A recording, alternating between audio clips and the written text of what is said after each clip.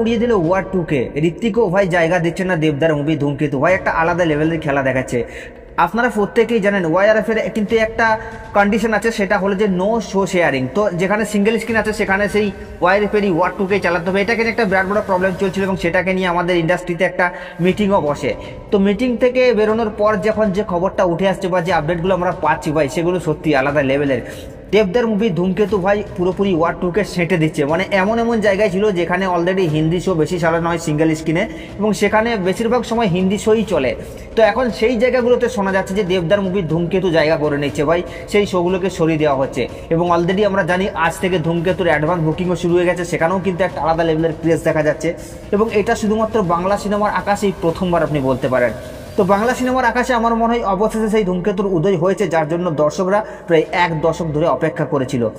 এবং এই ধূমকেতুকে নিয়ে দর্শকের মধ্যে যে ক্রেজ আছে সেটা ভাই আমরা বুঝতেই পারছি, কারণ মেগাস্টার দেব নামটা শুনলেই এখন দর্শকের মধ্যে একটা আলাদা লেভেলের ক্রেজ চলে আসে, এবং এটাকেই বলে দেবদার পাওয়ার। এবং শুধুমাত্র দেবদার পাওয়ার দর্শক দেখছে না, এখানে ভাই পুরো ইন্ডাস্ট্রি দেখছে। ভাই 4ই আগস্ট ট্রেলার লঞ্চের পর থেকে দেবদাকে নিয়ে যে ক্রেজটা শুরু হয়েছে সেটা ভাই সত্যি অবিশ্বাস্য একটা রেকর্ড আপনি বলতে পারেন। এবং দেব শুভশ্রী গাঙ্গুলির এই ম্যাজিক্যাল জুটিকে দেখার জন্য দর্শক ভাই হলমুখী হয়ে আছে। মানে এরকম কি বলবো, সাধারণত বাংলা সিনেমার ক্ষেত্রে দেখা যায় না। মানে দর্শকের মধ্যে একটা আবেগ তৈরি হয়েছে যার ভাষায় প্রকাশ করা খুবই কঠিন। এবং আমরা জানি হিন্দি সিনেমার ক্ষেত্রে 4 দিন 5 দিন আগে অলরেডি অ্যাডভান্স বুকিং শুরু হয়ে যায়, কিন্তু সেটা ধূমকেতুর ক্ষেত্রে হয়ে গেছে, কারণ আজ থেকে ধূমকেতুর অলরেডি অ্যাডভান্স বুকিং শুরু হয়ে গেছে।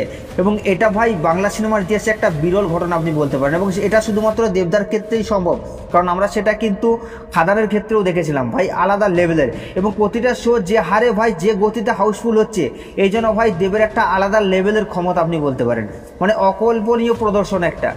তো একদিকে যখন বলিউডের হ্যাভিওয়েট ছবি ওয়ার 2 এর মতো সিনেমা হচ্ছে, সেখানে বাংলার কিছু কিছু জায়গায় সেই ছবিকে সরিয়ে দিয়ে ধূমকেতুকে ভাই শো করে দেওয়া হচ্ছে। এটাই তো দেবের মেগা স্টারডম, আসল পাওয়ার। এই ঘটনা প্রমাণ করে যে দেবের জনপ্রিয়তার ঝড় কতটা শক্তিশালী। এই বক্স অফিস ক্লাস এখন শুধু একটা সিনেমার লড়াই নয়, এটা বাংলা সিনেমার অস্তিত্ব রক্ষার লড়াই হয়ে দাঁড়িয়েছে। আর সেই লড়াইয়ের সামনে থেকে নেতৃত্ব দিচ্ছেন দেব।